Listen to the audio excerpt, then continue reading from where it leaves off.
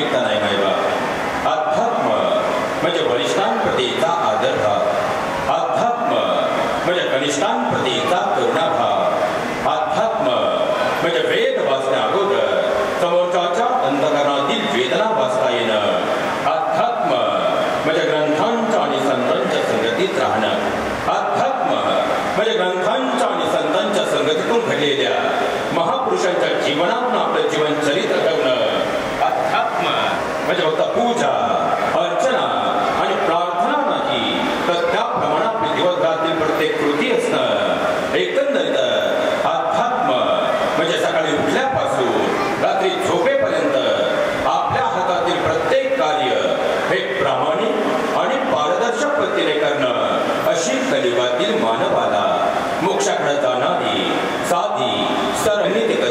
शकत नाही.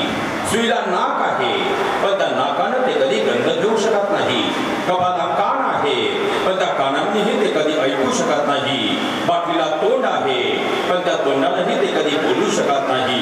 कलब्याला दात आहे पण दातांनी काही चावू शकत नाही. टेबलालाही पाय आहे पण ते पायही कधी चालू शकत नाही.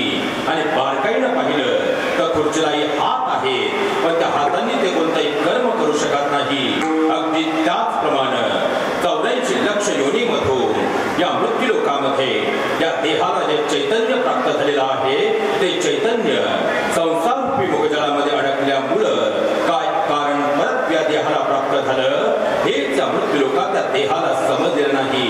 आणि तेच समजावून दे या देहातील चैतन्याला या मृत्यूलोकामध्ये परमानंद आनंद प्राप्त करून देण्यासाठी त्यांनी या मृत्यूलोकामध्ये अवतार कार्य घेऊन गाथा स्वरूपाचा वेद निर्माण केला. तर जगद्गुरु तुकोबारायांचा 4 चरणांचा बहुतेकांच्या पाठातील अनेक वेळा आपल्या समोर चिंतनाला आलेला भंग माझ्या अल्पज्ञान आणि अल्पमतीनुसार चिंतन निरूपण सेवेकरता निवडलेला हा विठ्ठल.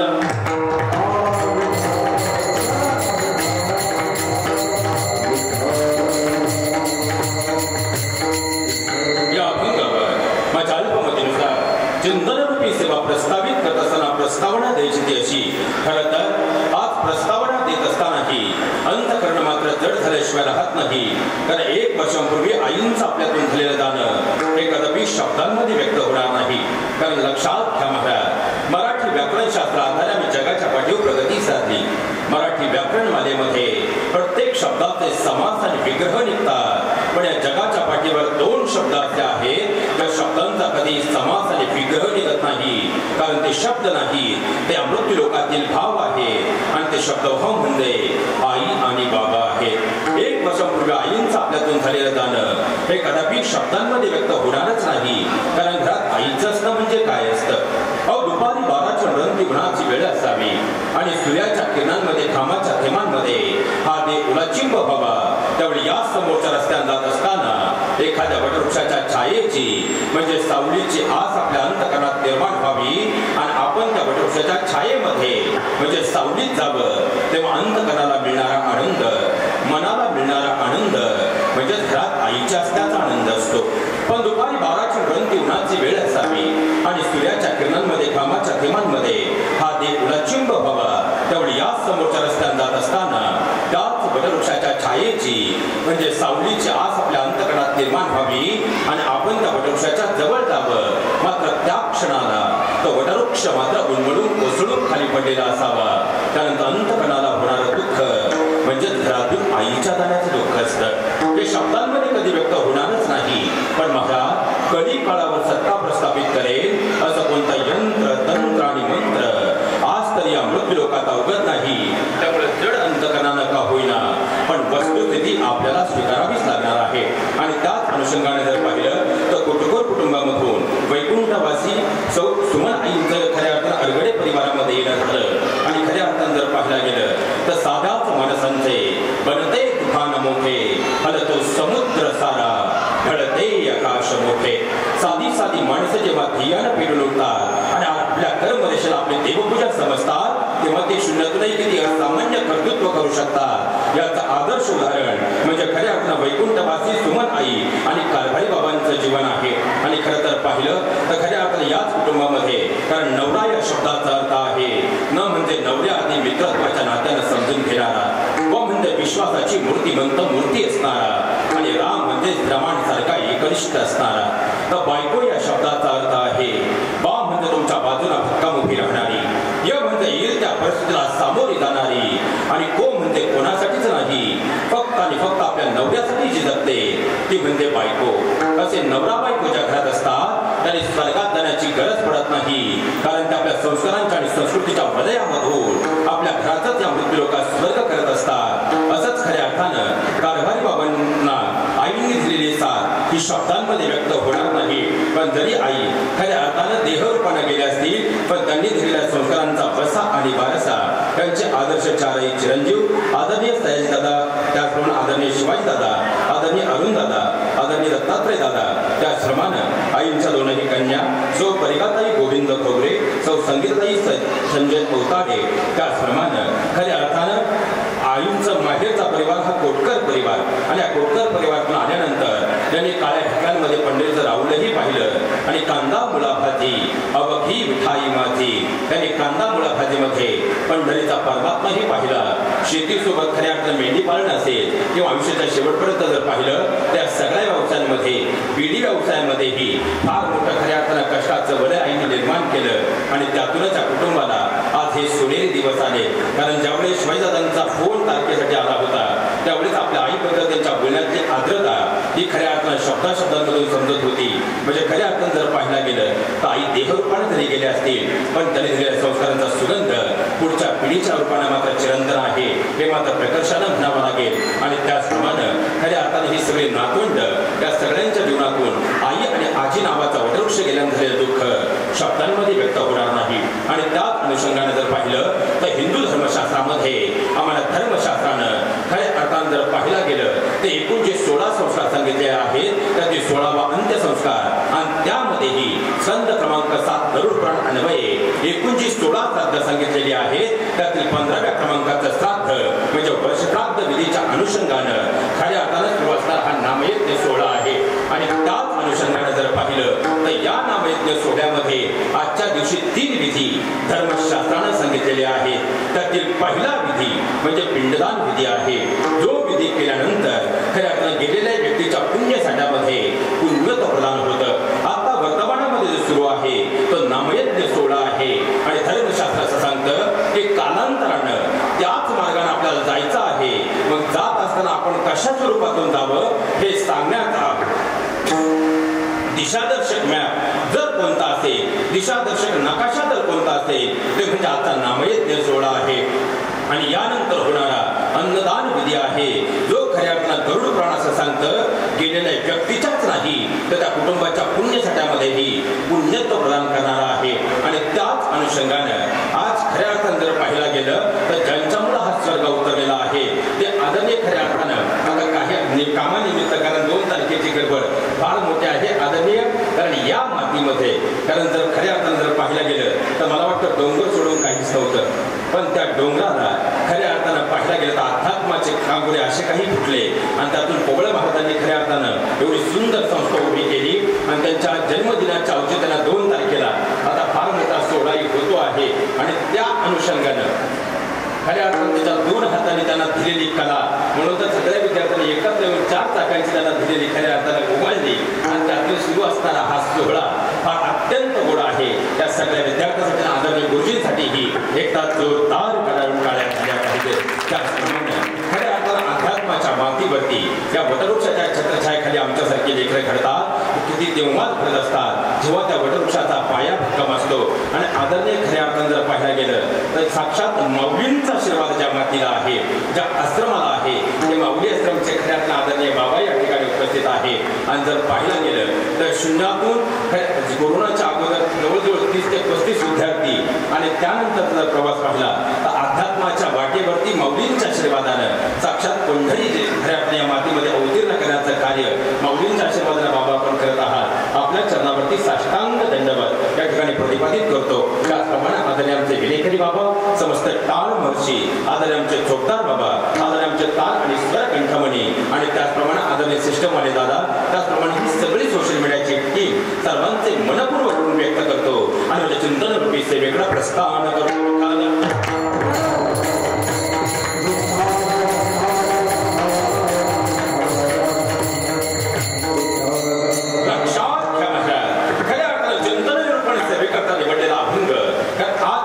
पुण्यस्मरण सोहळा आहे आणि त्या अनुषंगाने चिंतन निरूपण सेवेकरता निवडलेला अभंग सत्य साच खरे नाम विठोबाचे बरे. मग जगद्गुरु तुकोबाराय या मृत्यू लोकामध्ये त्या परमात्म्याचं नाम बरं आहे असं का म्हणतात. आणि आज पुण्यस्मरण औचित्य आहे त्यामुळं खऱ्या अर्थानं आपल्याही जीवनामध्ये मग परमात्म्याचं नाम का बरं आहे.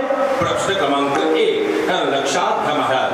पुण्यस्मरण विधी होत असताना पुण्यस्मरण या विधीचं महात्म्य समजून घेणं अत्यंत गरजेचं आहे. मग पुण्यस्मरण विधी आजच्या दिवशी होत असताना आईंचं या ठिकाणी येण्याचं औचित्य आहे का. वर्षश्राद्ध हा वर्षश्राद्ध आजच्या दिवशी म्हणजे वर्षानच का केला जातो. काही ठिकाणी 5.5 महिने होतात. मग 5.5 महिन्याचा विधी हा शास्त्र संमत आहे का? या सगळ्या प्रश्नांची उत्तर आणि तिसरा महत्वाचा मुद्दा की आता पितृपक्ष सुरू आहे आणि पितृपक्षामध्ये जर पाहिलं तर मला वाटतं आज शेवटचाच दिवस आहे आणि पितृपंधरवड्यामध्ये मी मगाशी आल्यानंतर एक प्रश्न उपस्थित केला होता की खऱ्या अर्थानं आपण म्हणतो गेलेल्या व्यक्तीला मोक्ष प्राप्त झाला. वक्तेही सांगताना सांगतात की गेलेल्या व्यक्तीला मोक्ष प्राप्त झाला. मग मोक्ष प्राप्त झाल्यानंतर पुन्हा जन्म आहे का? बोलत चला महाराज. पुन्हा जन्म आहे का? नाही. पुन्हा मृत्यू आहे का? नाही. मग जर मोक्ष प्राप्त झाल्यानंतर जन्म आणि मृत्यूच नाही मग त्यांची पित्र घातली पाहिजेत का? आणि जर आम्ही पित्र घालत असू तर फक्त कावळा जेवायला येतो का? हे प्रश्न जोपर्यंत लक्षात घ्या महाराज. आमच्या खिशाचं वजन वाढत चाललं, मांडवाचे खऱ्याकडे मीटर वाढत चालले, पण श्रोत्याला जोपर्यंत हे प्रश्न पडणार नाही आणि त्याची उत्तरं जोपर्यंत आम्ही शोधणार नाही तोपर्यंत पुढची पिढी अध्यात्म शास्त्राकडे येणार नाही. हे सगळ्यात मोठं वास्तव आहे आणि म्हणूनच लक्षात घ्या महाराज. खऱ्या अर्थानं या वर्षात विधीचं नेमकं महात्म्य काय आहे? कारण गरुड पुराण स्कंद क्रमांक 7 आम्हाला असं सांगतो की या मृत्यू लोकामध्ये या देहातील प्राण गेल्यानंतर पुढच्या खऱ्या इथून परमात्म्यापर्यंतचा प्रवास आहे. गरुड पुराणामध्ये भगवान परमात्मा गरुडराजाला असं सांगतात, हे गरुडराजा, या मृत्यू लोकातील देहातील चैतन्य गेल्यानंतर त्याला माझ्यापर्यंत पोहोचण्याचा प्रवास हा 1 दिवसांचा आहे. आणि इथंच 90% आपण गल्लत करतो. कारण स्वर्गातील 1 दिवस म्हणजे मृत्यू लोकातील 1 वर्ष आहे. स्वर्गात खऱ्या चंद्र ग्रहावरती 1 दिवस म्हणजे 13 दिवस आहे. आपला 1 दिवस म्हणजे खऱ्या अर्थाने चंद्रग्रहावरचे किती? 13. आणि या मृत्यू लोकातील 1 दिवस म्हणजे मंगळ या ग्रहावरचे 22 दिवस आहे. पण त्या अनुषंगाने जर पाहिलं तर स्वर्गातील 1 दिवस म्हणजे मृत्यू लोकातील किती? 1 वर्ष. या देहातील प्राण गेल्यानंतर परमात्म्यापर्यंत पोहोचण्याचा कालखंड किती वर्षांचा आहे? 1 वर्षांचा. मग 5.5 महिन्याचे विधी जर आम्ही केले तर हा देहातील जी 17 तत्व आहेत ही खऱ्या 5.5 महिन्याच्या विधीला माघारी येतील का? आणि ती जर माघारी आलीच नाही त्यांचा कुळाला आशीर्वाद मिळेल का? आणि जर कुळाला आशीर्वाद मिळाला नाही पितृदोष आल्याशिवाय राहणार विठ्ठल.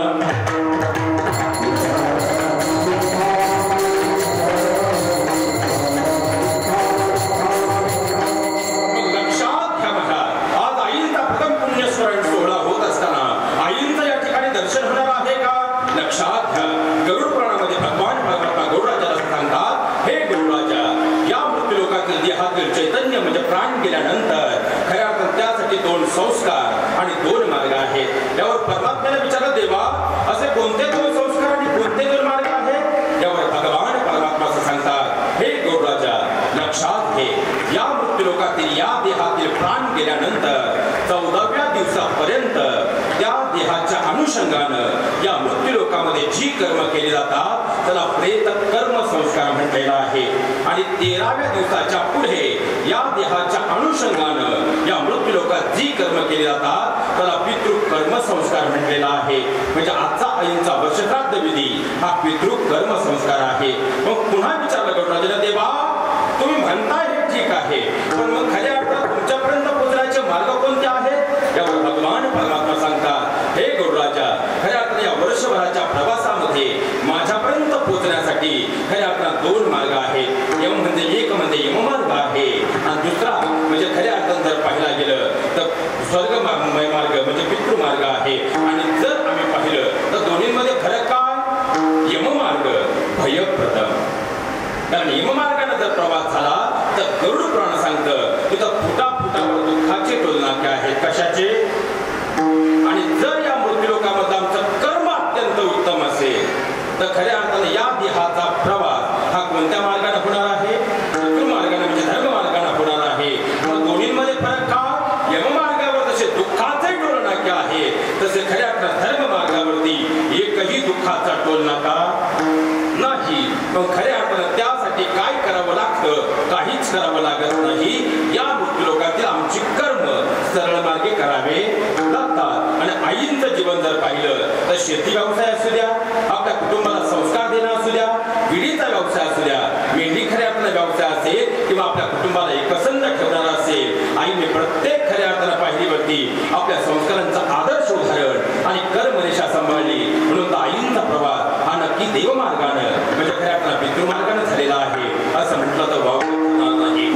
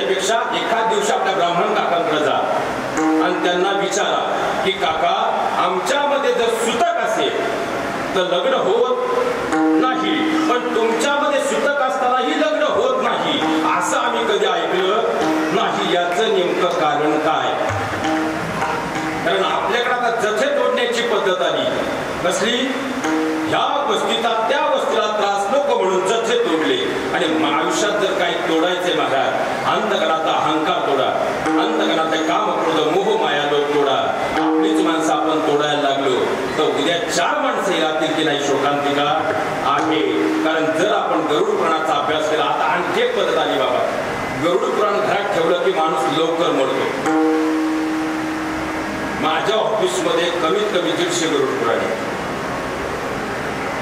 मी जाईल लष्करीला 15 गरुड पुराण घेऊन येतो. लक्षात घ्या, आणखी सोपं करतो. इथून तुम्हाला नाशिकला जायचंय आणि नाशिकला जायचं आहे म्हणून तुम्ही पहिल्यांदा मॅप चेक करता, गुगल मॅप.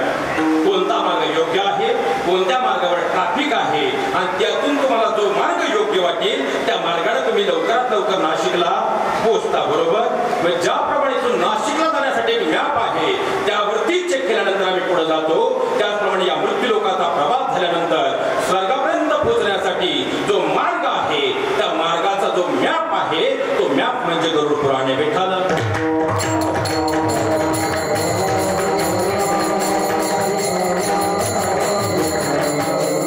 लक्षात घ्या महाराज. मग खऱ्या अर्थानं आता आणखी पण एक पद्धत आली की गेलेल्या व्यक्तीचा फोटो घरात ठेवू नाही. तुमच्याकडे आहे का? आणि जर तुमच्या भागात असेल तर आज दिवसभर थांबून राहतो मी या भागात.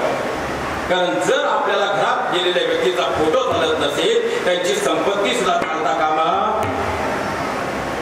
नाही. लक्षात घ्या महाराज. कारण आता आपल्याला मागच्या पिढ्या जर पुढच्या पिढ्याला सांगायच्या असतील तो फोटो घरातच असायला हवा. आता मूळ मार्गावरती येतो. इथून किती मुक्काम आहेत? जाऊ एकूण किती मुक्काम आहे? 16 पूर्ण आणि अर्ध मुक्काम आहे. आणि त्यातही शास्त्राचं सांगतं गेलेल्या व्यक्तीला, हे काकांना जाऊन विचारा, गेलेल्या व्यक्तीला सुतक हे सख्या भावंडांना 13 दिवस असतं. किती? सख्या चुलत भावंडांना ते 7 दिवस असतं आणि वस्तीला ते सुतक 3 दिवस असतं. त्यामुळे दशक्रिया 5व्या दिवशी 4थ्या दिवशी करायची गरज ती 10व्या दिवशीच झाली पाहिजे. कारण याचं कारण असं आहे, वस्तीला सुतक 3 दिवसाचं असतं, लग्न झालेल्या मुलीला 1 दिवसाचं असतं. तो विषय फार मोठा आहे पण या गोष्टी समजून घ्या आणि ते काकांबरोबर चर्चा करा जेणेकरून पुढच्या गोष्टी शास्त्राधारे होण्यास मदत होईल. आपल्याकडे खऱ्या अर्थानं ब्राह्मण समाजामध्ये जरी सुतक पडलं तरी लग्न होतं. आपल्याकडे लग्नाच्या दिवशी देवक निघतं ना. लग्नाच्या दिवशी देवक आपण काढतो. ब्राह्मण समाजात लग्न होण्या अगोदर 8 दिवस काढतात आणि एकदा 8 दिवस आधी देवक काढलं की त्या कुळाला कोणतंही सुतक लागू होत नाही. त्या लग्नाला कोणतंही सुतक लागू होत नाही. हे विचारून घ्या, समजून घ्या आणि थोडा बदल व्हायला हवा. चला मूळ मार्गावरती. म्हणून खऱ्या अर्थानं प्राण गेलेल्या दिवसापासून जे 2 दूत या ठिकाणी नेण्यात येतात, जेव्हा दशक्रिया होते आणि आश्मा आपण प्रवाहित करतो तेव्हा खऱ्या अर्थाने या देहातील 17 तत्व त्यासोबत निघतात आणि पहिला मुक्काम दक्षिण दिशेला होतो. कितव्या दिवशी? प्राण गेलेल्या क्षणापासून 16व्या दिवशी. कुठं होतो? सौम्यपुरामध्ये होतो. दुसरा मुक्काम सौर्यपुरात होतो. तिसरा शालिग्राम मध्ये होतो. चौथा नगेंद्र मध्ये होतो. 5वा विचित्र भवन मध्ये होतो. आता खऱ्या अर्थाने असे एकूण किती मुक्काम आहेत? 16 पूर्ण. असे मुक्काम करत 16व्या मुक्कामाला काल सायंकाली सूर्योदयाच्या अगोदर आईंच्या देहातील 17 तत्व चित्रगुप्ताच्या नगरीत पोहोचली. तिथं पोहोचल्यानंतर एक दूत आईंच्या देहातील 17 तत्वांच्या अंशा बाजूला थांबला आणि दुसरा दूत हा खऱ्या अर्थाने चित्रगुप्ताच्या नगरीत गेला. आत गेल्यानंतर गरुड पुराण असं सांगतं तिथे एक कर्म काउंटर आहे. त्या कर्म काउंटरवरती आईंनी या मृत्यूलोकात केलेल्या कर्माची फाईल त्यांनी ताब्यात घेतली आणि तिथून तो चित्रगुप्ताकडे गेला. चित्रगुप्ताकडे गेल्यानंतर चित्रगुप्तानं कर्मरेषेची फाईल तपासली आणि त्यावरती एक शेरा लिहिला. तो शेरा लिहिल्यानंतर तो माघारी आला आणि खऱ्या अर्थानं काल रात्री आईंचा देहातील 17 तत्वांचा मुक्काम हा शास्त्र आधारित चित्रगुप्ताच्या नगरीत होता. आज सकाळचा सूर्योदय जर आपण पाहिला तर आजचा सूर्योदय हा 6:17 होता. म्हणजे त्या अगोदर 1 तास म्हणजे जवळपास 4:45 वाजता या देहातील 17 तत्वांना घेऊन गरुड पुराण असं सांगतं की चित्रगुप्ताच्या नगरीतून हे दोनही दूत यमधर्मराजाच्या नगरीकडे निघाले. आता चित्रगुप्ताची नगरी ती यमधर्मराजाची नगरी यामध्ये जे अंतर आहे हे अंतर खऱ्या अर्थानं आम्हाला शास्त्रानं 5 तासांचं सांगितलंय. म्हणजे जवळपास 11 वाजता या देहातील 17 तत्वांना घेऊन हे दोनही दूत खऱ्या अर्थानं यमधर्मराजाच्या नगरीत पोहोचले. तिथं पोहोचल्यानंतर आता पुन्हा गरुड पुराण असं सांगतं की या यमधर्म नगरीच्या बाहेर एक पेट्रोलिंग करणारा कामगार आहे. त्याचं नाव सहसा कोणी सांगत नाही. आज तुम्हाला सांगून जातो. आपण गेल्यानंतर आपली सुद्धा त्यासोबत भेट होणार आहे. आहे आणि त्याचं नाव धर्मध्वज आहे. काय? धर्मध्वज. आणि तो धर्मध्वज यमधर्मराजाच्या आखऱ्याकडे जाण्यापूर्वी ती फाईल तपासतो, त्या फाईलवरचा शेरा वाचतो आणि गरुड पुराण सांगतं तो निर्णय घेतो आता कोणत्या दरवाजातून आत सोडायचंय. आत गेल्यानंतर तिथे एक कर्म काउंटर आहे आणि त्या कर्म काउंटरवरती ती फाईल ठेवली जाते आणि समोर यमधर्मराजाचं सुवर्ण सिंहासन आहे. त्या सिंहासनावर यमधर्मराजा विराजमान असतो. बाजूला अष्टप्रधान मंडळ आहे.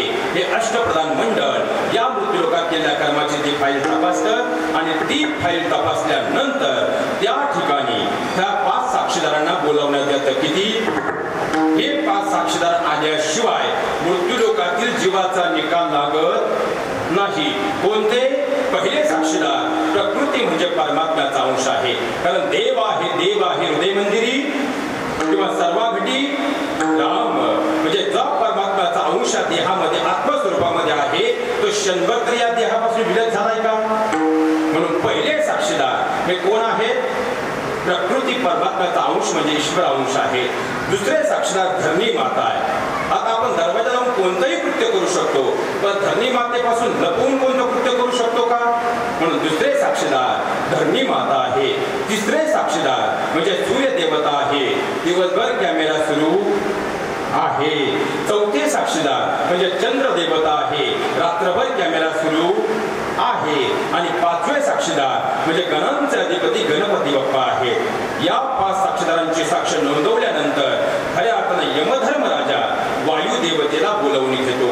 वायुदेवता त्या ठिकाणी आल्यानंतर त्यासोबत आईंच्या देहातील 17 तत्वांना पुन्हा या ठिकाणी पाठवलं जातं. कुठं? जिथं आजचा हा सोहळा सुरू आहे. आणि इथं ते अंश रूपाने आल्यानंतर चाललेला हा सगळा सोहळा पाहतात आणि जर त्यांना समाधान प्राप्त झालं ते आजच्या दिवशी आपल्या कुळाला भरभरून आशीर्वाद देतात. आणि आजच्या दिवशी त्यांचा कुळाला आशीर्वाद मिळाला. तुम्हाला कुणीही सात्विक सांगू द्या, ह्या कानांना ऐका, ह्या कानांना सरळ सोडून द्या.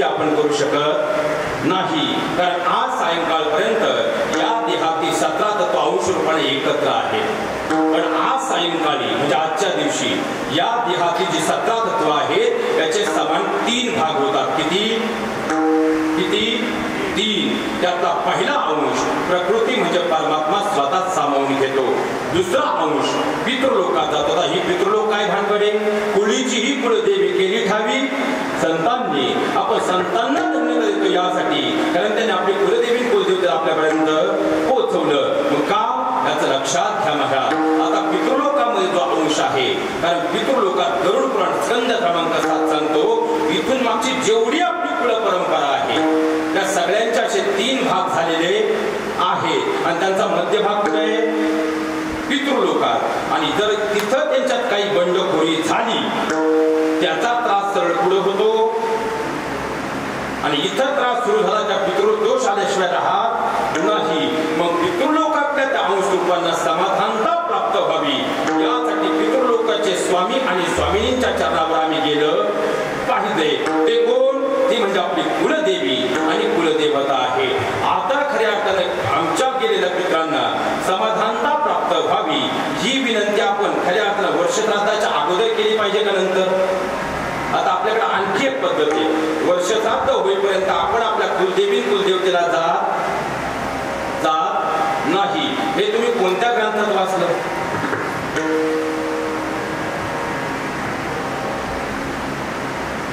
परमात्म्याला खऱ्या अर्थाने विनंती गेलेल्या व्यक्तीच्या पुण्यसाठ्यातलं पुण्य वाढवून त्यांना तुमच्या चरणावर अखंड जागा द्यावी ही विनंती आपण आधी केली पाहिजे का नंतर? मग आपण आपल्या कुलदेवी कुलदेवतेला आधी केलं पाहिजे का नंतर?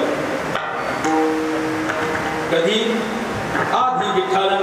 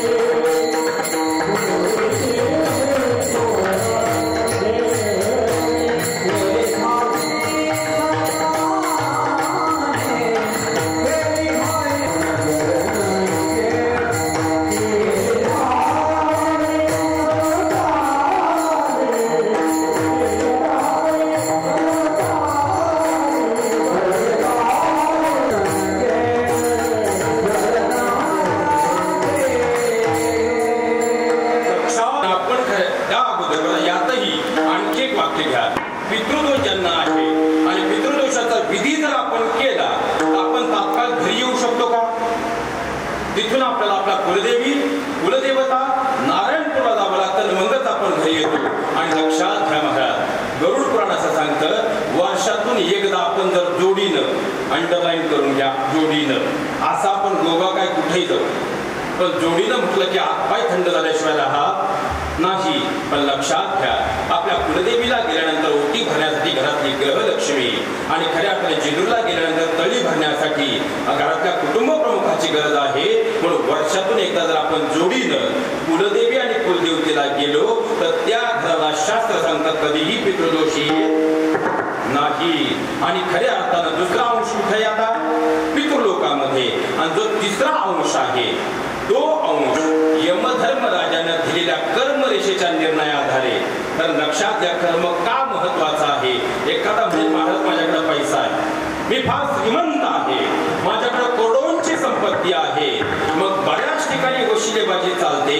मग जन्म मृत्यू जर वशिलेबाजी चालत नाही, कमीत कमी मध्ये जी कर्मरेषा आहे या कर्मरेषेत पुढे वशिलेबाजी चालेल का? मी हवी तेवढी पावती फाडायला तयार आहे, पण माझी कर्मरेषा मला बदलवता येईल का? लक्षात घ्या महाराज, तुमचं माझं सोडून द्या, पण ज्या परमात्म्याने हे ब्रह्मांड निर्माण केलं त्या भगवान परमात्म्याला सुद्धा मृत्यू लोकात आल्यानंतर आपले कर्म चुकवता आले नाही. तुम्ही मी कोण आहोत? कारण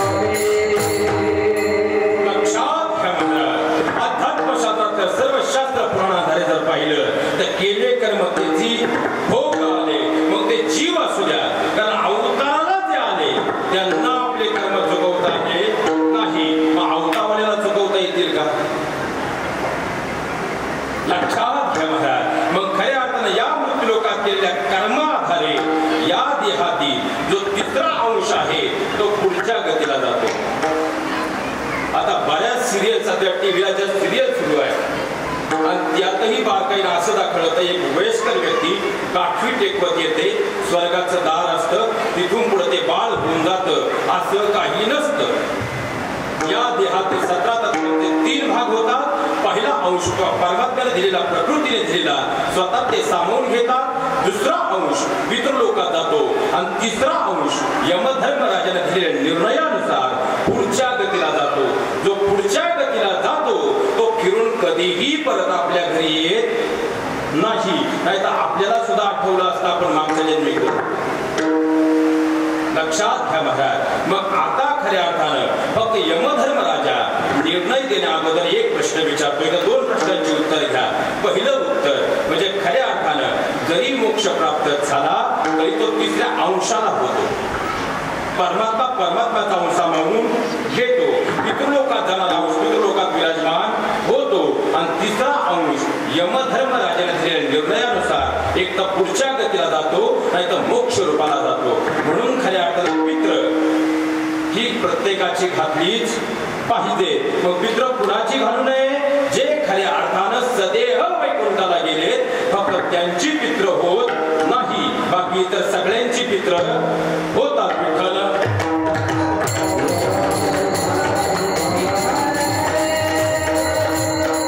लक्षात घ्या महाराज. मग 3ऱ्या अंशाला यमधर्मराजा शेवटचा प्रश्न विचारतो, तुमची शेवटची इच्छा काय आहे?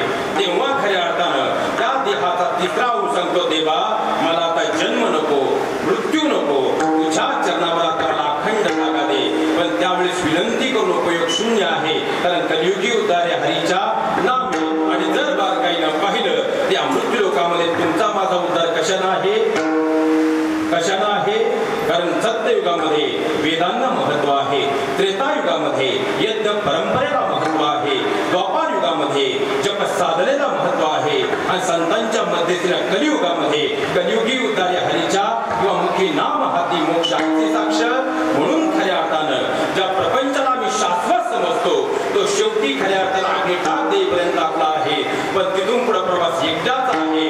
मग सत्य साच आणि खरं तर या ब्रह्मांडात काय असते ते परमात्म्याचं नाम आहे. अभंगाचं प्रथम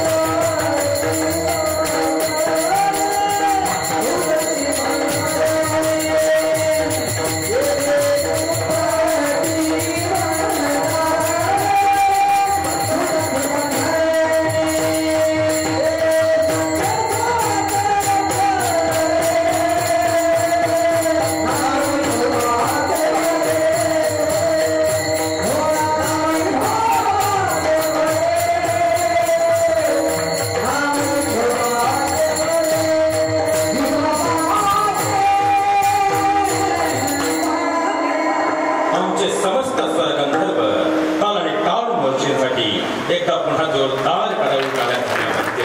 कारण हे आपल्या संप्रदायाचं वैभव आहे आणि हे जपणं आपलं आद्य कर्तव्य आहे. आणि लक्षात घ्या महाराज, खऱ्या अर्थानं इथपर्यंत तर कुणाला काही शंका, कारण तिसऱ्या अंशापर्यंत आपण जातो, तो पुढच्या गतीला जातो किंवा मोक्ष रूपाला जातो. आणि त्यासाठी जर अत्यंत महत्वाची कोणती गोष्ट असेल आणखी सोपं करतो महाराज. आता जर का भगवान विष्णू नवीन विमान घेऊन आले आणि विमानाचं लँडिंग या ठिकाणी केलं आणि इकडे पाहिलं, अरे वा माझ्याच नामाचा गजर चालू आहे आणि आज मी तुम्हाला सगळ्यांना एवढा प्रसन्न आहे की आज मी तुम्हाला सगळ्यांना सदेह वैकुंठाला न्यायला आलोय. कसं सदेह? फक्त कीर्तन झालं, महाप्रसाद झाला, सगळ्यांनी येऊन विमानात बसा. आणि आता ज्या धर्ममंडपात आपण आहोत हे खऱ्या अर्थात जागृत देवालय आहे आणि इथं मृत्यू आला तरी खोटं बोलता येत नाही. आणि जर चुकून आम्ही खोटं बोललो पुढची गॅरंटी मी दे. मग किती जण आनंदानं विमानात बसायला तयार आहे, बोटीवर करा. फक्त परत येणं होणार आणि इथं खोटं बोलता येणार. थांबू लागलं तर 1 मिनिट, मी ये म्हणून राहिले. असं तुम्हाला रोज सकाळी 5:45ला, नित्य नेमानं दुपारी 5:45ला आणि संध्याकाळी रोज 9:45ला सांगणारी सुद्धा आता बोटवर करायला तयार. म्हणजे प्रपंच कितीही वाईट असू द्या पण वास्तवात तो सोडायला आम्ही तयार नाही. आणि जर आम्हाला प्रपंच करायचा असेल तर आम्हाला कर्म करावंच लागणार आहे. कर्म ज्ञानाशिवाय अपूर्ण आहे म्हणून ज्ञान साधावंच लागणार आहे. आणि कर्म आणि ज्ञानाला जोपर्यंत नम्रतेची जोड मिळत नाही तोपर्यंत खऱ्या अर्थानं ते कार्य सिद्धीत जाणार नाही. आणि या तिन्ही गोष्टी सोबत जर या मृत्यू लोकांमध्ये परमात्म्याचं नाम मुखात असेल तर मोक्ष मार्ग खऱ्या प्राप्त झाल्याशिवाय राहणार नाही. आणि आईंचं जीवन जर पाहिलं तर कर्मरेषा ही साधली, पाच पुढच्या पिढीच्या दृष्टिकोनातून नातवंडांच्या दृष्टीला पाहिलं, ज्ञानयोग ही साधला आणि नम्रता इथं बसलेल्या प्रत्येकाने त्यांची पाहिलेली आहे. आणि या तिन्हींसोबत शेवटच्या श्वासापर्यंत अंतकरणात परमात्म्याचं नाम होतं. म्हणून आईंचा प्रभाव हा मुक्ती म्हणजे मोक्ष रूपाने झाला असं खऱ्या अर्थानं कर्मरेषा आधारे आपण म्हणण्याचं धाडस करू शकतो. विठ्ठल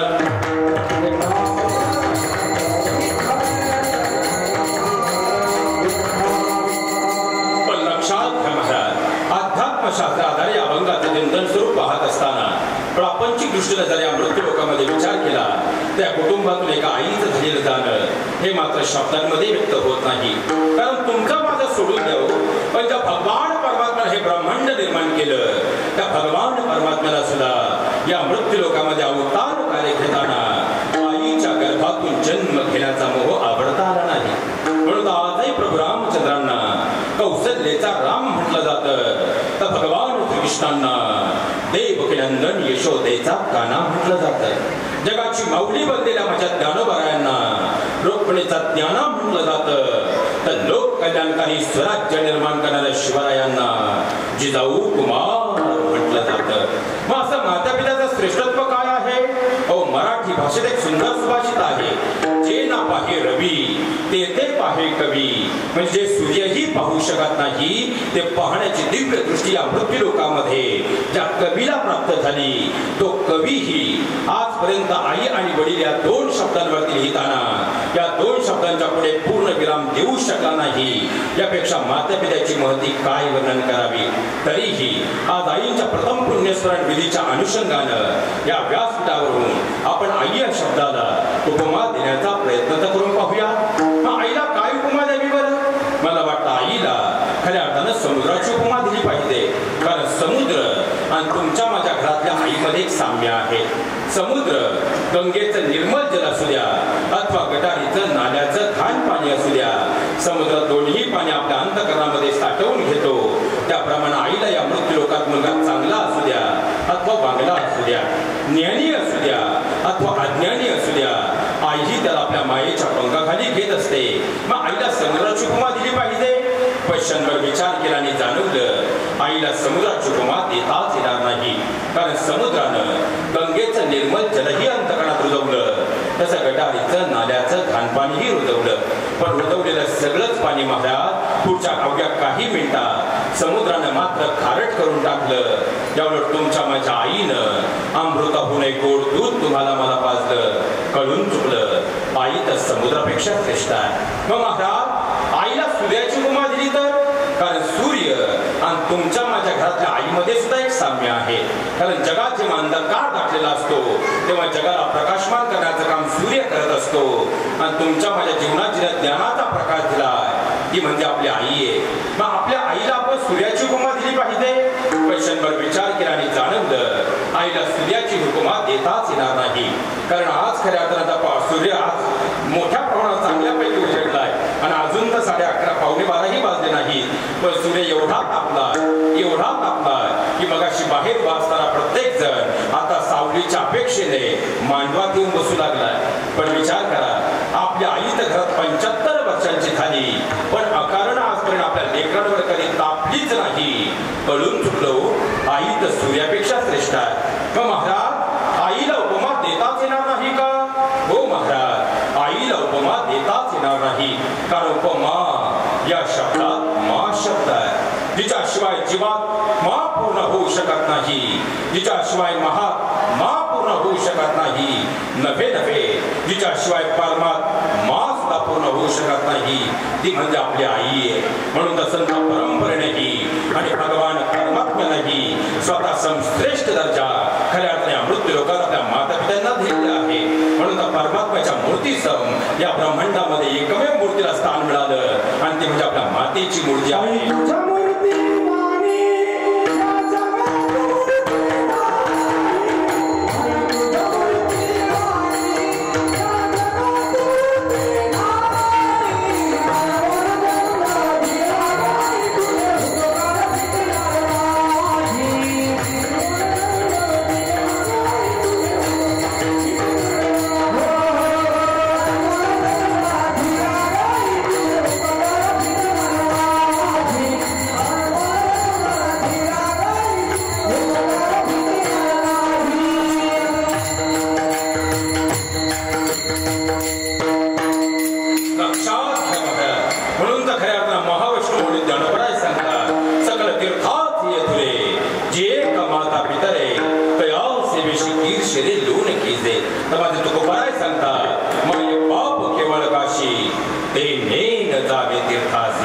म्हणजे आपल्या संत परंपरेनेही आणि भगवान परमात्म्यानेही. कारण जेव्हा गणरायांना ब्रह्मांडाला प्रदक्षिणा पूर्ण करायची होती तेव्हा गणरायांनी ब्रह्मांडाला प्रदक्षिणा पूर्ण न करता आपल्या माता पित्यांभोवती म्हणजे भोलेनाथ आणि माता पार्वती भोवती प्रदक्षिणा पूर्ण केली आणि सकळ ब्रह्मांडाला संदेश दिला या सृष्टीमध्ये परब्रह्म जर कोण असेल ते म्हणजे आपले माता पिता आहेत. म्हणजे संत परंपरेनेही आणि भगवान परमात्म्यानेही स्वतः श्रेष्ठ दर्जा या मृत्यू लोकांमध्ये आपल्या माता पित्यांना बहाल केला. जाणकार मंडळी प्रश्न निर्माण करतील महाराज तुम्ही म्हणता हे ठीक आहे पण याला काही सिद्धांत तर अध्यात्मशास्त्र हे सिद्धांतावर आधारभूत आहे आणि नक्कीच आहे. कारण लक्षात घ्या महाराज या मृत्यू लोकांमध्ये तुमच्या माझ्या आईनं या मृत्यू लोकांमध्ये जे 5 दान आपल्याला दिलेत ना साक्षात भगवान परमात्मा ही या मृत्यू लोकात ते तुमच्या माझ्यावर करू शकत नाही. म्हणून तर संत परंपरेनेही आणि भगवान परमात्म्यानेही स्वतः श्रेष्ठ दर्जा या मृत्यू लोकांमध्ये आपल्या माता पित्यांना बहाल केला.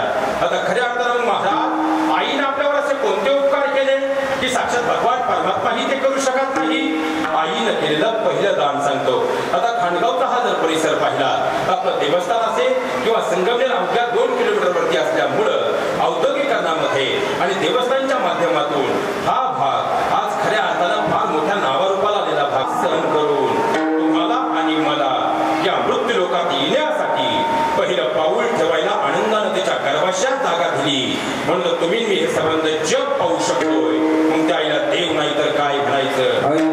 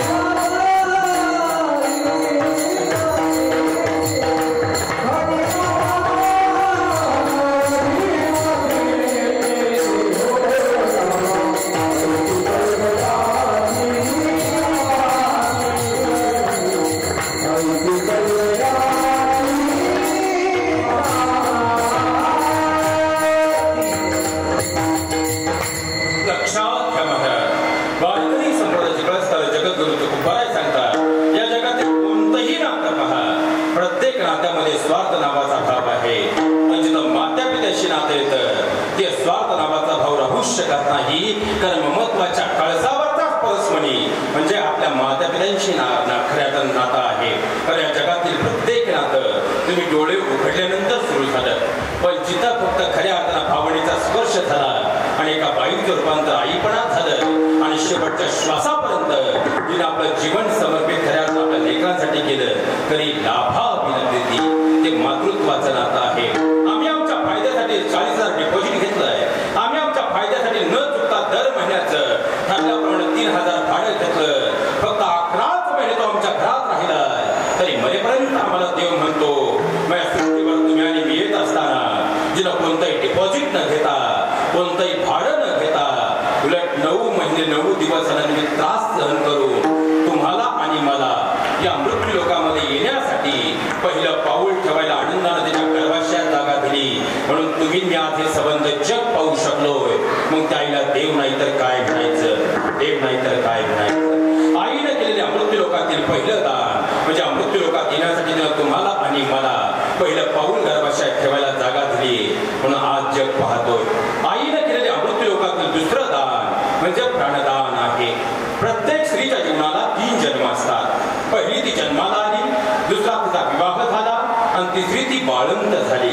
मराठी व्याकरण शास्त्राप्रमाणे संस्कृत व्याकरण शास्त्रातही व्याकरण शास्त्राचे 2 उपसर्ग म्हणजे 2 उपप्रकार आपल्याला पाहायला मिळतात. एक म्हणजे आभाळ विश्वकोश आणि दुसरं म्हणजे रत्नमाला विश्वकोश.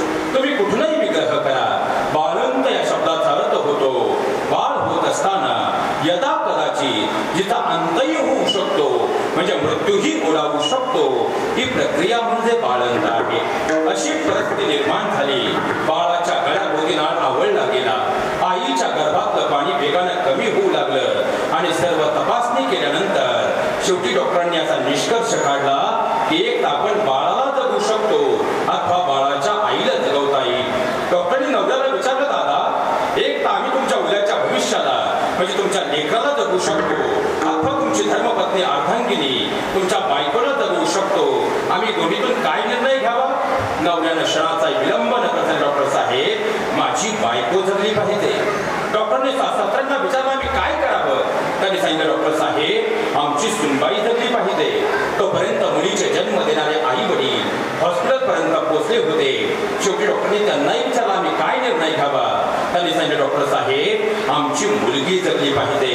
पण लक्षात ठेवा महाराज, मुलीचे डॉक्टर येईपर्यंत, मुलीचं इंजेक्शन देईपर्यंत आणि कळ घेणारी ती माऊली वेदनेनं बेशुद्ध होईपर्यंत डॉक्टरांना मात्र शेवटपर्यंत एकच सांगत राहते, डॉक्टर साहेब माझं काही झालं तरी चालेल, माझा मृत्यू झाला तरी चालेल, पण माझं लेकरू जगलं पाहिजे. या जगात फक्त एक आईच करू शकते, फक्त एक आईच करू शकते. अहो याही पुढे जाऊन सांगेल, महिला मंडळ बाळ जन्माला येईपर्यंत 9 महिने 9 दिवसांचा कालखंड जातो. या 9 महिने 9 दिवसांच्या कालखंडामध्ये आपल्याकडे साधारणपणे 4 सोनोग्राफी केल्या जातात. या 4 सोनोग्राफींमध्ये तुम्ही 7व्या महिन्याच्या अगोदर रोज जरी सोनोग्राफी केली तरी बाळाच्या हृदयाचे ठोके हे 7व्या महिन्याच्या अगोदरच्या कोणत्याही सोनोग्राफी सम्यकपणे मोजता येत नाही. बाळाच्या हृदयाचे ठोके हे 7व्या महिन्याच्या सोनोग्राफीतच तपासले जातात आणि त्यानंतर डॉक्टर असं सांगतात काळजी करायचं कुठलंही कारण नाही, बाळाच्या हृदयाचे ठोके अत्यंत व्यवस्थित आहे. आता इथे एका मिनिटासाठी आपण मेडिकल सायन्सचा अभ्यास करूया. मेडिकल सायन्स आपल्याला सांगतं तुम्ही मी जो श्वास घेतो हा घेतलेला श्वास आपल्या फुफ्फुसापर्यंत पोहोचतो, त्यानंतर हृदयात त्याचं पंपिंग होतं, त्यानंतर हृदयाचा ठोका पडतो. म्हणजे मेडिकल सायन्स आधारे श्वास घेतल्याशिवाय हृदयाचा ठोका पडू शकत नाही. मग बाळ आईच्या गर्भात आहे, मग बाळ श्वास घेतं कसं? उद्या जाऊन तुम्ही कोणत्याही डॉक्टरांना विचारा, डॉक्टर तुम्हाला सांगतील बाळ कुठलाही श्वास घेत नाही. आई जो श्वास घेते त्याचा अर्धा श्वास 9 महिने 9 दिवस ते आपल्या बाळाला अर्पण करत असते. आणि पुरुष मंडळी मला तुम्हाला जाणीवपूर्वक यासाठी हे वाक्य सांगायचं होतं की मेडिकल सायन्सनं हे प्रूव्ह केलंय की तोच अर्धा श्वास जर तुमच्यावर आणि माझ्यावर घेण्याची वेळ आली तर पुढच्या 13.5 तासांच्या आत आपल्याला व्हेंटिलेटर म्हणजे कृत्रिम श्वासात जोडावा लागतो. ती माऊली मात्र 9 महिने 9 दिवस आपला अर्धा श्वास आपल्या बाळाला अर्पण करत असते. अहो याही पुढे जाऊन सांगेल महिला मंडळ बाळ जन्माला आलं की बाळ पहिल्यांदा रडतं, चूक की बरोबर?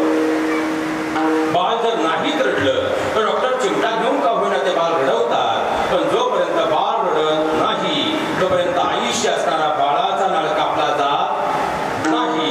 आणि बाळ कितीही गुटगुटीत असू द्या, बाळ कितीही सुदृढ असू द्या, पण जर बाळ रडण्याच्या अगोदर आयुष्य असणारा बाळाचा नाळ कापला तर मेडिकल सायन्स सांगतं की पुढच्या काही मिनिटात बाळ गतप्राण होतं, जागेवर मरतं, म्हणजे प्राण सोडतं. याचं कारण असं आहे, बाळ आईच्या गर्भात असताना त्याच्या डाव्या बाजूचे फुफ्फुस आहे हे गर्भात चालू असतं आणि उजव्या बाजूचे फुफ्फुस आहे हे गर्भात असताना पूर्णतः बंद, म्हणजे कोरकट्ट असतं. बाळ ज्यावेळी गर्भाच्या बाहेर येतं, बाळ पहिल्यांदा रडतं, त्यावेळेस या मृत्यू लोकात ते पहिला श्वास घेतं आणि घेतलेला पहिला श्वास त्याच्या बंद असणाऱ्या उजव्या झोपेपर्यंत पोहोचला जातो. त्यानंतर उजव्या बाजूची धडक उघडते. ती धडक उघडल्यानंतर डॉक्टर नाळेसह पहिल्यांदा त्या बाळाला आपल्या हातावर पालथं घेतात, दोन्ही फुफ्फुस सुरू झाल्याच्या आधी खात्री करतात आणि ही खात्री डॉक्टरांना पटल्यानंतरच त्या आयुष्य असणारा बाळाचा नाळ कापतात आणि मग या मृत्यू लोकांमध्ये बाळाला जीवदान मिळतं. हे आईनं या मृत्यू लोकात केलेलं दुसरं दान म्हणजे प्राणदान आहे. आईनं केलेल्या मृत्यू लोकातील तिसरं दान म्हणजे रक्तदान आहे.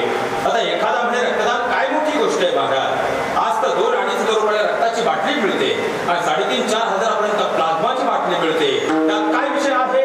लक्षात घ्या महाराज, तुम्ही कुणालाही रक्त द्या, पण ज्याला तुम्ही रक्तदान करून जीवदान देणार आहात ना, पहिली गोष्ट त्याच्याबरोबर तुमचा ब्लड ग्रुप मॅच व्हावा लागतो. आज विज्ञानानं विज्ञान युगात विज्ञान क्षेत्रात एवढे प्रचंड महाकाय शोध लावले, पण आजही विज्ञानाला विज्ञान युगात विज्ञान क्षेत्रात एक शोध मात्र आजही लावता आला नाही आणि तो म्हणजे आईचा ब्लड ग्रुप कोणताही असू द्या आणि बाळाचा ब्लड ग्रुप कोणताही असू द्या, तरी आईचं रक्त बाळाला आणि बाळाचं रक्त आईला चालतं कसं? आजही विज्ञानाला न उघडलेला पुरा. तुम्ही कुणालाही रक्त द्या, पण ज्याला तुम्ही रक्तदान करून जीवदान देणार आहात ना, पहिली गोष्ट त्याच्याबरोबर तुमचा ब्लड ग्रुप मॅच व्हावा लागतो आणि दुसरी गोष्ट तुम्ही ज्याला रक्तदान करणार आहात, तुम्ही रक्तदान करण्यापूर्वी एक तरी अगोदरचा रक्ताचा थेंब त्याच्या शरीरात असावा लागतो, तरच तुमचं रक्त तुम्ही त्याला परावर्ती म्हणजे ट्रान्सप्लांट करू शकता. पण लक्षात ठेवा महाराज, तुमच्या माझ्या शरीरातील पहिला रक्तात थेंब जिला निर्माण केला आहे ते म्हणजे आपली आई आहे. हे आईनं या मृत्यू लोकात केलेलं तिसरं दान म्हणजे रक्तदान आहे. आईनं केलेल्या मृत्यू लोकातील चौथं दान म्हणजे अस्थिदान आहे. 2 भावांमध्ये जर प्रॉपर्टीवर वाद झाले तर मी हाडांच्या बळावर बोलतो, पाहून घे. 2 मित्रांमध्ये जर कॉलेजमध्ये कधी वाद झाले तर मी पहा म्हणतो, हाडांच्या बळावर पाहून घेईल. पण ज्या हाडांच्या बळावर तुम्ही मी बोलतोय ना, ही तुमच्या माझ्या शरीरातली हाडं आपल्या आईनं स्वतःच्या रक्ताचं पाणी करून तुमच्या माझ्या शरीरात निर्माण केली. आईनं फक्त हाडं नाही दिली हो, ती मजबूत होण्यासाठी तिनं दुधावाटे कॅल्शियम सुद्धा दिलं. विचार करा, आम्ही 80 वर्षाचे झालो तरी केस सुंदर दिसावे म्हणून केस काळे करण्यासाठी डायचा वापर करतो.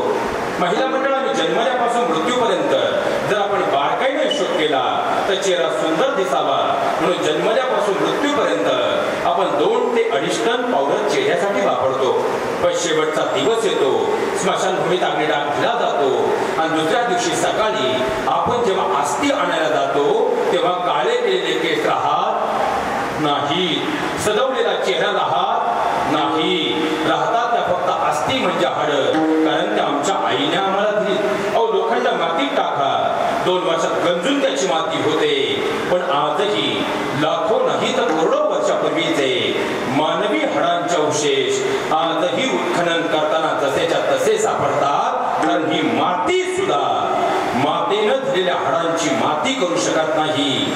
मातृत्वाचा चौथा उपकार आहे आणि आईनं केलेलं या मृत्यू लोकातील शेवटचं 5वं दान. पण हे दान म्हणण्यापूर्वी ज्या व्यासपीठावर मी उभा आहे त्या व्यासपीठाच्या वारकरी परंपरा मला ज्ञात आहेत, पण माझ्या शब्दाने विषयाला न्याय द्यायचा आहे म्हणून इथं बसलेल्या प्रत्येक आईच्या चरणावरती मुलगा या नात्याने साष्टांग दंडवत प्रतिपादित करतो आणि माझ्या शब्द विषयाला न्याय द्यायचा आहे म्हणून या व्यासपीठावर हा शब्द उच्चारतो. आईनं केलेल्या मृत्यू लोकातील 5वं दान म्हणजे लज्जादान आहे. जी तिची लज्जा तिला जन्मात त्या वडिलांसमोर कधी उघडी होऊ दिली नाही, जी तिच्या लज्जातण्यासारख्या भावासमोर कधी उडी होऊ दिली नाही. पण महाराज, लेकराला जर भूक लागली ना, तर मात्र आई काळ पाहत नाही, आई वेळ पाहत नाही, आई जागा पाहत नाही.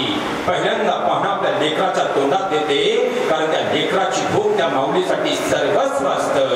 आईनं केलेल्या मृत्यूलोकातील 5वं दान म्हणजे लज्जादान आहे. म्हणून तर खऱ्या अर्थानं आमच्या संत परंपरेनंही भगवान परमात्म्यानंही स्वतः श्रेष्ठ दर्जा या मृत्यूलोकात आपल्या मातेला पाहत.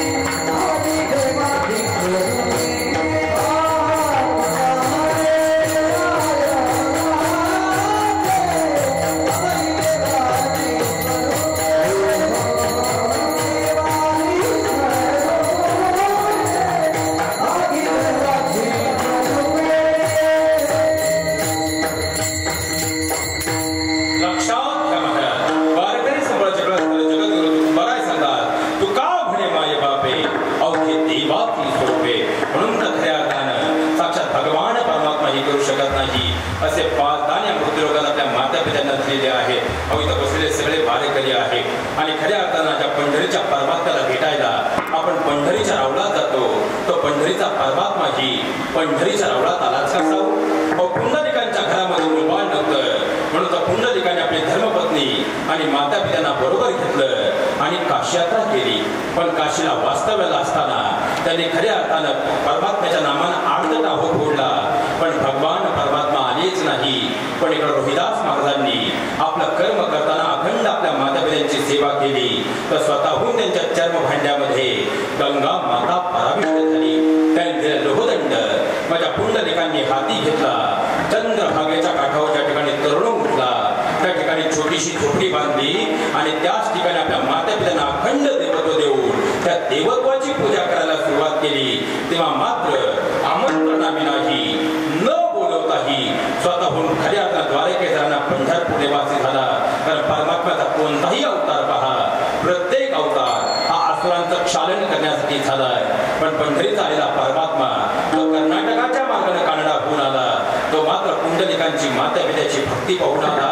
कारण त्रेतायुगाचा जर आपण अभ्यास केला, प्रभू रामचंद्रांनी सुद्धा पितृकर्म केलेला आहे. पण द्वापार युगाचा जर आपण अभ्यास केला, तर खऱ्या त्यांच्या माता पित्यांनी जन्म दिला आणि ज्या माता पित्यांनी सांभाळ केला. जर आपण कृष्ण चरित्र पाहिलं, तर दोन्हींचे शेवटचा काळ त्यांची सेवा करण्याची संधी परमात्म्याला मिळाली नाही. म्हणून तर खऱ्या त्या माता पिता रूपी परमात्म्याची सेवा करणाऱ्या पुंडलिकाच्या भेटीला आमंत्रणाविनाही न बोलवताही स्वतःहून परमात्मा पंढरीवरून खऱ्या अर्थानं द्वारकेवरून पंढरपूर निवास झाला. कारण नाही घडविला नाही बैसविला पुंडलिकाला. खऱ्या अर्थानं त्याच परमात्म्याच्या चरणावर जात असताना आमच्या घरात जर आमच्याकडून आमच्या माता पित्यांची सेवा होत नसेल आणि अखंड आमच्याकडून कितीही वारी घडली, तरी तो पंढरीचा परमात्मा आम्हाला आशीर्वाद देणार नाही. एवढं जरी आज महाराष्ट्रातल्या लेकरांना कळलं आणि आपल्याकडून देवत्व समान असणाऱ्या माता पित्यांची सेवा करू लागली, तर वृद्धाश्रमांची संख्या सुद्धा कमी होईल. हे सगळ्यात मोठं वास्तव आहे.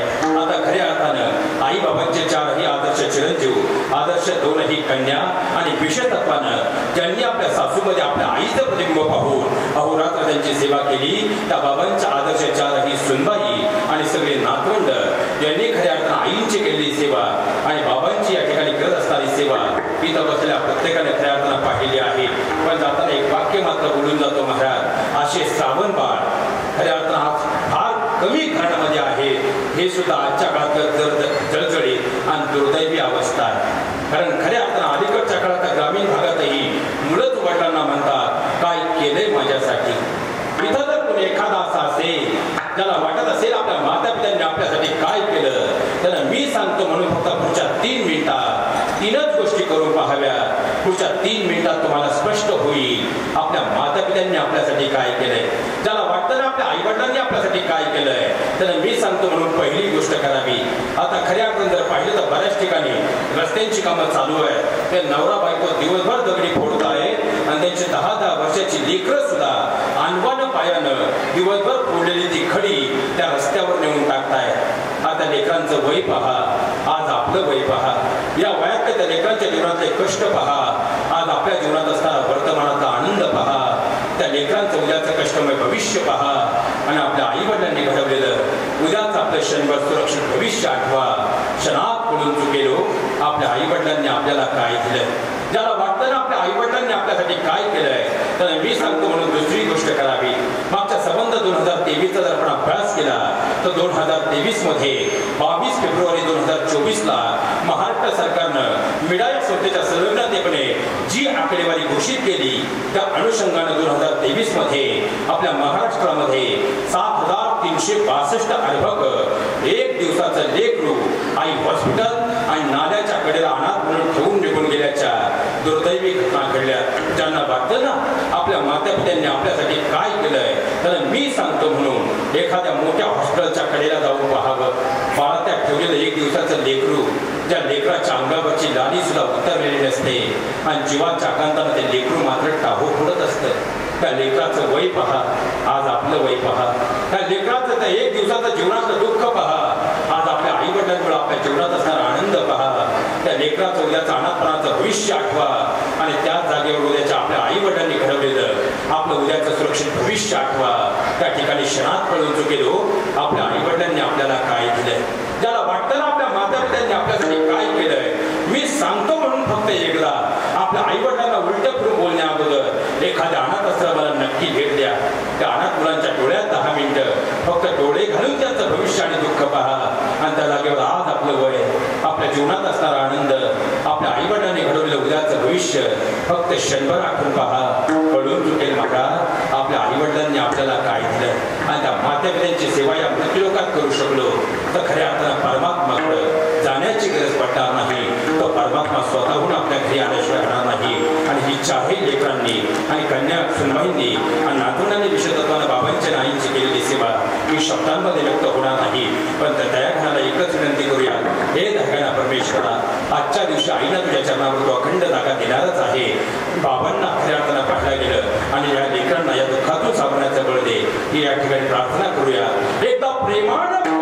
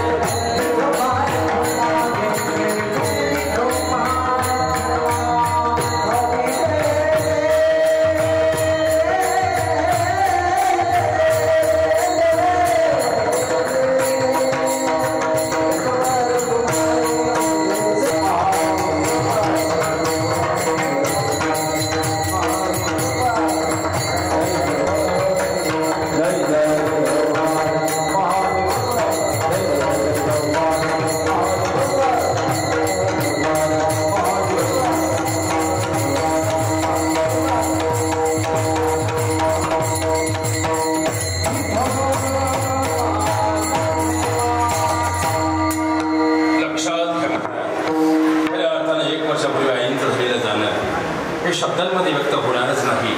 कारण शून्यातून या कुटुंबाची प्रगती होत असताना एक आधारवड म्हणून आईंनी खऱ्या अर्थानं आपल्या कुटुंबावर संस्कारांचा बस्सा आणि वारसा दिला.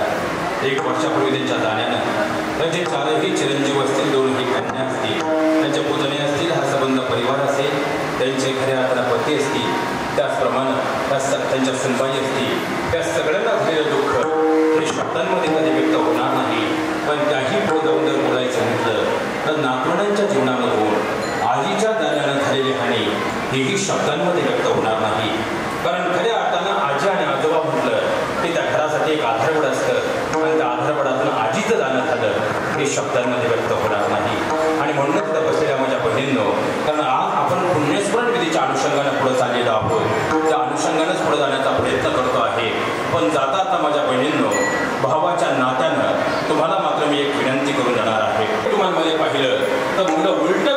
शब्दांचं प्रमाण हे वेगाने वाढतंय किंवा लहान मुलांना त्या शब्दांचा अर्थही माहीत नसतो, पण चुकीच्या शब्दांचं वापरून वागण्याचा कालखंड मुलांच्या जीवनामध्ये वेगाने वाढतोय. ही मुलं प्रचंड हट्टी होण्याचं कारण किंवा उलट फिरून बोलण्याचं कारण या कारणांपर्यंत आपण शोधण्यासाठी अनेक प्रकारचे मार्ग पाहतो, अनेक प्रकारचे मार्ग शोधण्याचा प्रयत्न करतो. पण खऱ्या अर्थानं हात जोडून नम्रतेची एक विनंती करून जातो. खऱ्या अर्थानं एक सायकोलॉजिस्ट म्हणून एक वाक्य सांगून जातो. आज आमच्याकडे कन्सल्टला येणाऱ्या केसेसमध्ये 80% प्रकरणांमध्ये या गोष्टी प्रकर्षानं पुढे येत आहेत आणि यावरती जर सगळ्यात मोठी कोणतं औषध असेल, नम्रतेची विनंती करतो. काळ कितीही बिघडला पण मात्र तुमच्या लेकरांनी बिघडू नये असं वाटत असेल तर त्या घरातल्या आजी आजोबांचं स्थान हे त्यासाठी अत्यंत महत्वाचं स्थान आहे. कारण जर पाहिलं गेलं तर आजही तुम्ही आजूबाजूला पहा, ज्या घरात आजी आजोबांना घराच्या मध्यभागी स्थान आहे, काळ कितीही बिघडू द्या तुमची लेकरं कधी बिघडणार नाही. आणि ज्या घरातल्या आजी आजोबांना घराच्या कोपऱ्यात स्थान आहे, कितीही प्रयत्न करा तुमची लेकरं कधी घडणार नाही.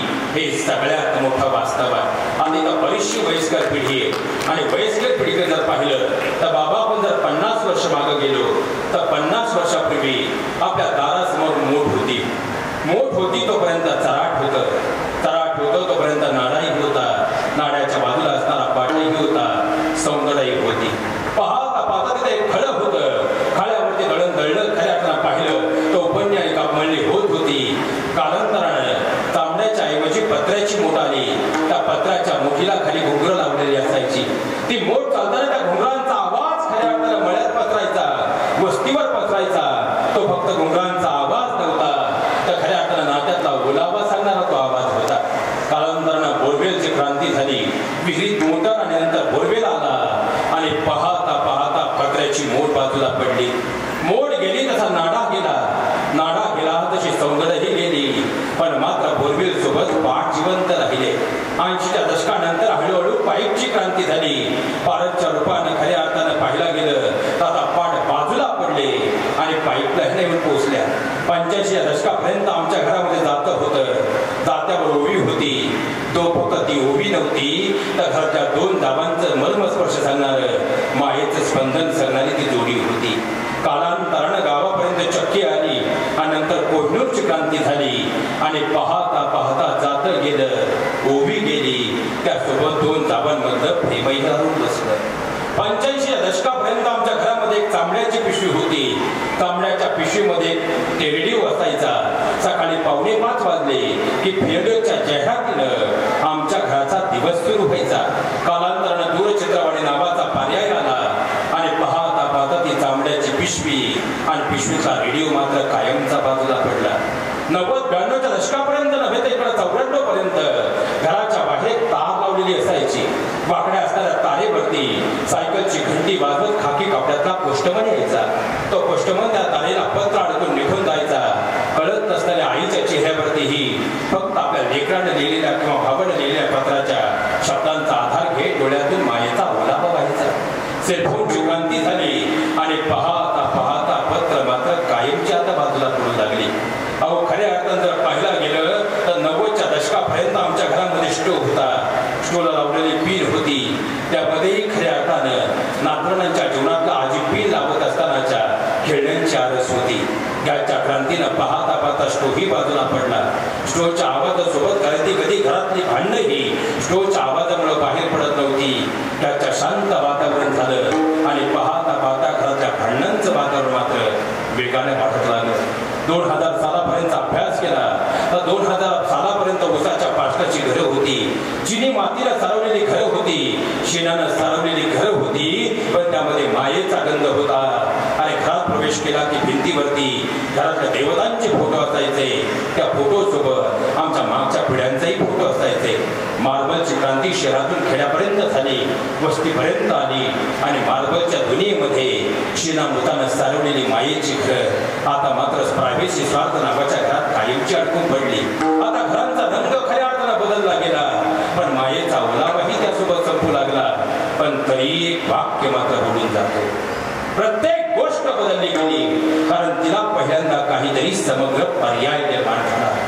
पण एक गोष्ट गेल्या 8 ते 9 वर्षापासून महाराष्ट्रात अति वेगाने बदलत चालली आहे आणि 2018च्या कोरोनानंतर ती महाराष्ट्रात आणखी वेगाने बदलत चालली आहे आणि ती गोष्ट म्हणजे घरातल्या आजी आजोबांचं सन्मानाचं स्थान. कारण खऱ्या अर्थानं जर पाहिलं गेलं तर ज्या घरात मी पुन्हा वाक्य ते सांगेल, ज्या घरातल्या आजी आजोबांना सन्मानाचं स्थान आहे, काळ बिघडू द्या किती हो पण तुमची लेकरं बिघडणार नाही. पण घरातल्या आजी आजोबांना सन्मानाचं स्थान देऊ शकलो नाही, काळ कितीही चांगला असू द्या पण लेकरं बिघडल्याशिवाय राहणार नाही, हे सगळ्यात मोठं वास्तव आहे. कारण आजी आजोबांच्या जीवनामध्ये डोळे मिटण्यापूर्वीचा त्यांचा खरा पंढरीचा विठ्ठल कोण असेल, ती त्यांची नातवंड असतात आणि नातवंडांच्या जीवनात डोळे उघडल्यानंतर हक्काचा मित्र जर कोण असेल तर ते त्यांचे आजी आजोबा असतात. कारण आजोबा या शब्दाचा अर्थ आहे आ म्हणजे आहे तोपर्यंत कुटुंबाला बांधून ठेवणारा, जो म्हणजे जोपर्यंत या देहात प्राण आहे आपल्या कुटुंबासाठी जगणारा, आणि बा म्हणजे कितीही गुडघे दुखत असू द्या पण नातवाच्या चेहऱ्यावर आनंद यावा म्हणून खऱ्यातनं मलक लावून का होईना पण घोडा बनून पुन्हा एकदा नातवासाठी बालपण जगणारा तो म्हणजे आजोबा. तर आजी या शब्दाचा अर्थ आहे आ म्हणजे आहे तोपर्यंत कुटुंबाला बांधून ठेवणारी, आणि जी म्हणजे जिच्यामुळं घराच्या मातृत्वाला कळस आहे ती म्हणजे आजी. खऱ्या अर्थानं माझ्या बहिणींना हात जोडून विनंती करतो, तुमच्या सासूलांच्या भांडणांमध्ये खऱ्या अर्थानं नातवांना त्यामध्ये आणू नका. कारण एक वेळ तुमचे सासरे एक वेळ तर जेवून आनंदानं झोपून जगू शकते, पण त्यांना नातवांपासून उतारवयात दूर केलं तर ते फार काळ जगू शकत नाही. ही सध्याची वास्तव परिस्थिती आहे. तुमच्या लेकराला जर एखादी भाजी आवडली नाही तुम्ही काय करता, घेऊन फटके देऊन ती भाजी त्या लेकराला खायला घालता. पण त्या घरात जर आजी आजोबा असतील तर आजोबा कधी त्या लेकराला मांडीवर घेतील, एखादी गोष्ट सांगतील आणि न आवडणारी भाजी ही आजी कधी त्या लेकराच्या मुखात घाले कळून सुद्धा येणार नाही. पण सध्या आम्ही ATM मध्ये जगायला लागलो आणि पाहता पाहता आमच्या लेकरांना ज्ञानानं स्वयंपूर्ण करताना संस्कारांनी मात्र गरिबी देऊ लागलो. म्हणून तर खऱ्या अर्थानं लाखाची पॅकेज घेणारी ताई आता एका गोल्डन शब्दाला जन्म देऊन गेली आणि तो शब्द म्हणजे प्रायव्हेसी. आणि या प्रायव्हेसी नावाच्या गोल्डन शब्दामध्ये आजी आजोबा दूर झाले आणि स्टेटस नावाच्या शिंबोलच्या आठवड्यामध्ये आजी आजोबा घराच्या कोपऱ्यात गेले. म्हणून तर खऱ्या अर्थात ते नातवंड सुद्धा, कारण जर खऱ्या अर्थात कोणी मारलं तर मुलं आई वडिलांकडे धावत जात नाही. पहाडासारखा त्यांना आजोबाची पाठराखणच हवी असते, पण तो पहाडासारखा अनुभवात सिद्ध असणारा ग्रंथ आजोबा आणि आजी नावाचा ग्रंथ मात्र आता घराच्या कानड्यात जाऊ लागला. म्हणून आमची 6-6 वर्षाची लेकरं सुद्धा, मला वाटतं आज रविवारच आहे, रविवार आला की बोबड्या फुलामध्ये आपल्या मॉडर्न झालेल्या मम्मीचा हात हातात घेतात आणि तिचा हात धरून डोळ्यातली आसव लपवत बोबड्या फुलात आपल्या आईला विनंती करतात, अगं उद्या परवा सुट्टी आहे पटकन येऊ जाऊ, अगं उद्या परवा सुट्टी आहे पटकन येऊ जाऊ, चल ना ग मम्मी मला माझ्या आजी आजोबांकडे घेऊ. त्यांच्या थरथरणाऱ्या काठीला बळ मिळतं बळ, अगं त्यांच्या थरथरणाऱ्या काठीला बळ मिळतं बळ, त्यांच्या अंधुक झालेल्या नजरेला आभाळ मिळतं बळ, अगं थोडा तिचा प्रकाश करू आपण शनिवार रविवार राहू, चल ना ग मम्मी मला माझ्या आजी आजोबांकडे घेऊ. त्यांच्या खरभरीत झालेल्या हातानं निघतात म्हणती खाकर, त्यांच्या खरभरीत झालेल्या हातानं निघतात म्हणती खाकर, पण त्याच हातांनी जगवलीत ना ग आजपर्यंत कितीतरी पाखरं. अगं काही तासांसाठी आपण पाखरं व्हायला जाऊ, चल ना ग मम्मी मला माझ्या आजी आजोबांकडे घेऊ. हीच आपल्या आधीची पुन्हा एकदा दिवाळी समज जाणं आणि येणं, हीच पुन्हा एकदा आपल्या आधीची दिवाळी समज जाणं आणि येणं. कारण सिमेंट मध्ये रुतून बसलोय ग आता त्या गावचं बेणं. असं कोणतंच झाड नसतं जे स्वतः मुळं टाकतं खाऊन, चल ना ग मम्मी मला माझ्या आजी आजोबांकडे घेऊ. अगं खऱ्या अर्थानं हल्ली फोनवरती त्यांच्या खोकलण्याचा तुला आता आवाज येत नाही, हल्ली फोनवरती त्यांच्या खोकलण्याचा तुला आता आवाज येत नाही. हॅलो हॅलो म्हणत अलगत फोन कट करते, मला बाबांसोबत बोलायला सुद्धा देत नाही. अगं डोळे त्यांचे आसुसले ग माझ्यासाठी हिरवा चष्मा लावू, चल ना ग मम्मी मला माझ्या आजी आजोबांकडे घेऊ. अगं गाडी नको आजोबांच्या पाठीवर मी खेळे, अगं गाडी नको आजोबांच्या पाठीवर मी खेळे, तेव्हा त्या आत्म्याला खरा मोक्ष मिळेल. चल नाग त्या पंढरीला येऊ पवित्र होऊन, चल नाग मम्मी मला माझ्या आजोबांकडे घेऊ, आजी आजोबांकडे घेऊ. त्या आजी आजोबा घराचे प्राण आहेत ते जपा एवढी विनंती करतो. खऱ्या अर्थानं या मृत्यू लोकात कर्म कुणालाच चुकलं नाही. तुका म्हणे कर्मरेषा देवा तिका चुकेना, ती परमात्म्यालाही न चुकलेली रेष आहे. त्यामुळं कर्म साधत असताना मृत्यू हा अटळ शाश्वत आहे आणि कलियुगी उद्धारे हरीच्या नामे किंवा मुखी नाम हाती मोक्ष ऐसी साक्ष बहुतांची. म्हणून आपली कर्मरेषा सांभाळत असताना अंतकरणात जर परमात्म्याचं नाम राहिलं तर नक्कीच खऱ्या अर्थानं आपल्याही देहाचा प्रवास तिसरा अंश हा मोक्ष मुक्ती मार्गाकडे गेल्याशिवाय राहणार नाही. खऱ्या अर्थानं त्यानं काय होईल जर परमात्म्याचं नाम अंतकरणामध्ये रुजलं तर प्रपंचात राहूनही प्रपंचातली विरक्ती आणि परमार्थाची आसक्ती निर्माण होईल जी तुकोबारांच्या जीवनात झाली. म्हणून तुकोबारा नेण्यासाठी पुष्पक विमान आलं. खरे पाहिला गेलं तर सत्य साच खरे नाम विठोबाचे बरे, येणे तुटती बंधने उभय लोकी कीर्ती देणे. आणि ती कीर्ती तुकोबारांची झाली. भाव ज्याच्या गाठी त्यासी लाभ उठा उठी. अंतकरणातले विकार गळून पडले आणि परमात्म्याच्या भेटीचा भाव अंतकरणात निर्माण झाला. आता इथून खऱ्या अर्थानं सोपं एका वाक्यात सांगतो.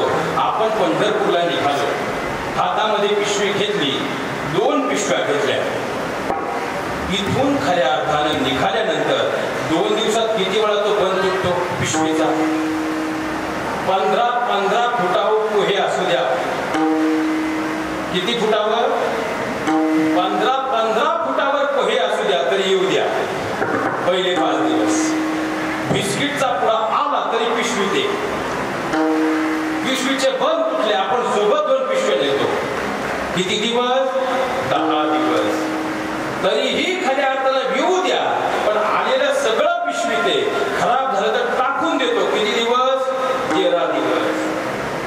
पण एकदा वाखरीपर्यंत आपण गेलो का पिशवीत आहे ते इतरांना द्यायला सुरुवात होते. कारण तिला पिशवीची आस राहत नाही, परमात्म्याच्या चरणाची आस राहते. आणि तो भाव अंतकरणात निर्माण झाला की परमात्म्याची भेट, आणि एकदा त्या परमात्म्याची भेट झाली आणि जन्म मृत्यूचं गुणोत्तर कळालं की खऱ्या अर्थानं तुका म्हणे भोळा जिंकू जाणे. कारण या मृत्यू लोकात सगळ्यात जास्त भीती कशाची आहे?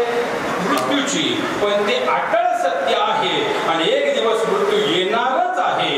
हे जेव्हा अंतकरणाला समजलं, अंतकरणात रुजलं, तर काळ समोर पाहिलं तरी आपण हसत आहोत.